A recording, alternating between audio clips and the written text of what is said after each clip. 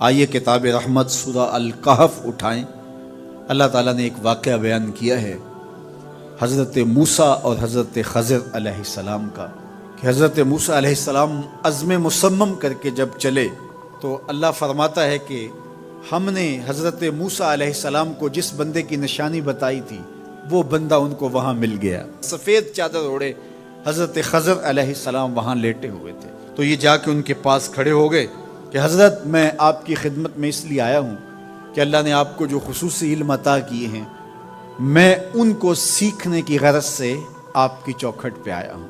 کہا تم میرے ساتھ صبر نہیں کر پاؤ گے، معاملے مشکل ہیں، سفر دشوار ہے، منزل کٹھن ہے، اور میرے معاملات ایسے ہیں کہ تم اعتراض کرو گے اس کے بغیر تم رہ نہیں سکتے۔ حضرت موسیٰ علیہ السلام نے کہا اگر اللہ نے چاہا تو آپ دیکھیں گے میں صبر کروں گا اور آپ کے کسی حکم کی کسی کام کی میں نافرمانی نہیں کروں گا، کسی کام کا انکار نہیں کروں گا۔ کہا کہ اچھا شرط یہ ہے کہ جو میں کروں اس پر تم اعتراض نہیں کرو گے، سوال نہیں کرو گے، یہاں تک کہ میں خود ہی نہ بتاؤں۔ تو کہا کہ یہ شرط ٹھہری، میں کوئی بات نہیں کروں گا۔ فانطلقا، دونوں چل پڑے، دریا کے پار جانا تھا۔ جو کشتی کا مالک تھا، کشتی بان تھا، وہ حضرت خضر علیہ السلام کو جانتا تھا تو اس نے کرایہ بھی نہیں لیا، لیکن جب کشتی پر سوار ہوئے تو عصا مار کے حضرت خضر علیہ السلام نے کشتی کا ایک پھٹا توڑ دیا۔ تو بے ساختہ حضرت موسیٰ علیہ السلام نے کہا آپ نے پھٹا توڑ دیا، یہ سارے ڈوب جائیں؟ کہا میں نے کہا تھا نا تم میرے کاموں پہ صبر نہیں کر پاؤ گے۔ تو حضرت موسیٰ کو یاد آیا، کہا میں بھول گیا تھا، اس پر مواخذہ نہ کیجیے۔ پھر دونوں چل پڑے، بچے کھیل رہے تھے، ایک خوبصورت لڑکا وہ بھی بچوں میں کھیل رہا تھا۔ حضرت خضر آگے بڑھے اور اس کی گردن مروڑ دی، اس کو قتل کر دیا۔ صاحب شریعت تھے حضرت موسیٰ علیہ السلام، نہ رہ سکے، پھر بول پڑے ایک جان کو بغیر کسی جان کے بدلے میں قتل کر دیا، اس نے گوایا کیا تھا ہمارا؟ آپ نے بہت ہی جو ہے وہ غلط کام کیا، یہ کام اچھا نہیں کیا آپ نے۔ کہا میں نے کہا نہیں تھا کہ تم میرے ساتھ صبر نہیں کر پاؤ گے۔ کہا ایک موقع اور دے دیجئے، اب اگر میں نے کوئی اعتراض اٹھایا تو پھر دوبارہ مجھے آپ اپنی صحبت میں نہ رکھیے، عذر تمام ہو جائے گا۔ پھر دونوں چل پڑے، یہاں تک کہ ایک بستی میں دونوں آئے تو آپ نے بستی والوں سے کہا کہ ہم مہمان ہیں، آپ ہماری مہمان نوازی کیجیے، کھانا کھلائیے۔ تو انہوں نے انکار کر دیا، کہا کہ ہم تو آپ کو بلایا نہیں ہے، آپ خود آئے ہیں، آپ اپنے کھانے کا خود انتظام کیجیے۔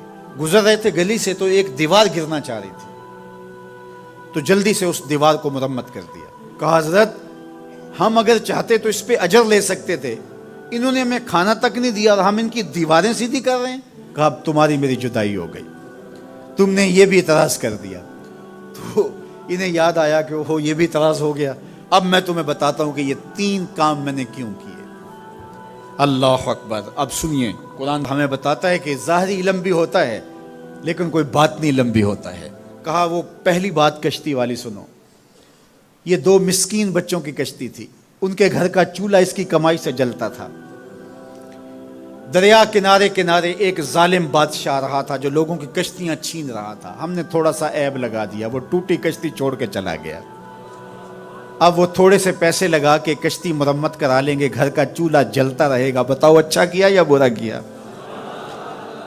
کہا رہی بات اس بچے کی جس کو ہم نے قتل کیا، اس کے ماں باپ مومن تھے، نیک تھے، صالح تھے، بچے نے بڑا ہو کے بہت برا ہونا تھا، ہم نے اس کو قتل کر دیا، اللہ اس کے بدلے ان کو بہتر اولاد دے گا۔ علماء تفسیر نے لکھا ہے اس بچے کے بدلے میں اللہ نے ان والدین کو ایک بیٹی عطا کی جس کی نسل سے 70 نبی پیدا ہوئے۔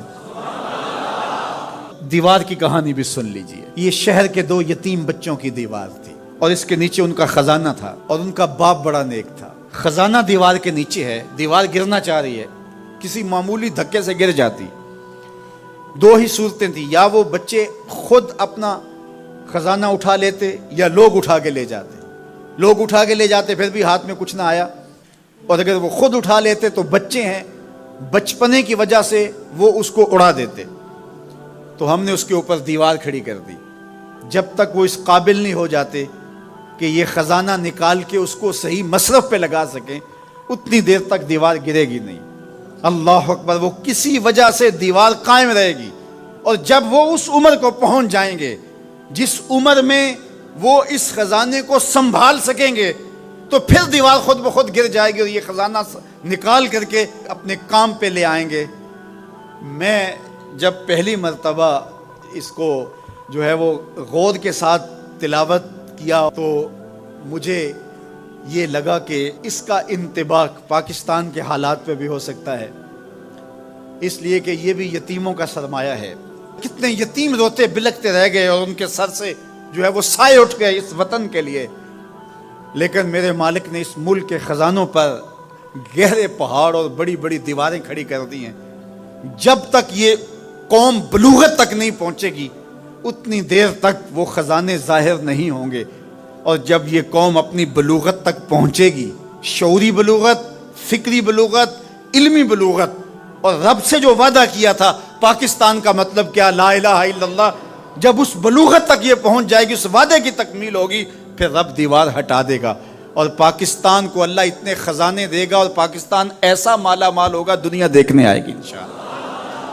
اس لیے رب نے دیواریں بنا کے رکھی۔ تمہارا باپ معین الدین چشتی بڑا نیک تھا، تمہارا باپ داتا گنج بخش علی حجویری بڑا نیک تھا، تمہارا باپ حضرت مجدد الف ثانی بڑا نیک تھا، ان کی وجہ سے میں دیواریں کھڑی کر رہا ہوں اور مضبوط حصار لگا رہا ہوں تمہارے خزانوں پر، اور وہ وقت آئے گا جب تم بلوغت کی عمر کو پہنچو گے، دیواریں ہٹ جائے گی اور تمہارا وطن زمانے پہ مہکتے پھول کی طرح اور چمکتے ستاروں کی طرح اور روشن آفتاب کی طرح چمکتا اور مہکتا دکھائی دے گا، اور زمانہ پاکستان دیکھنے آئے گا، پاکستان دنیا کی قیادت کرے گا انشاءاللہ۔ تو کہا یہ تعویل ہے ان باتوں کی جو باتیں میرے رب نے مجھے بتائی، اور یہ میں نے اپنی مرضی سے نہیں کہی، اور جو میں نے کی اپنی مرضی سے نہیں کیا۔ تو یہ باطنی باتیں ہیں، شاید یہ باطنی باتوں کے جوش میں یہ بات بھی میں کر گیا۔ وہ کیا کسی نے کہا تھا کہ بھری محفل میں ایک راز کی بات کہہ دی۔